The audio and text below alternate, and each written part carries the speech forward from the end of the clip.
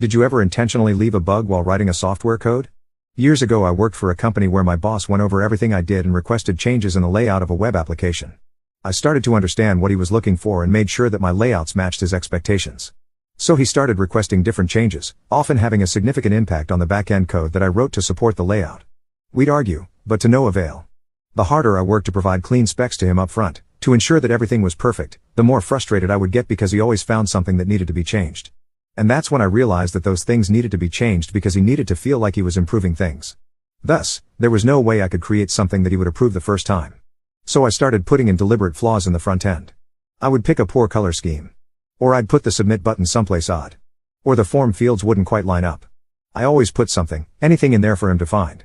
Sure enough, he'd find it and request the change. I would go back to my desk, commit the change I already had in place, and rather than push my code, because that would be suspiciously fast, I'd quietly start on my next project,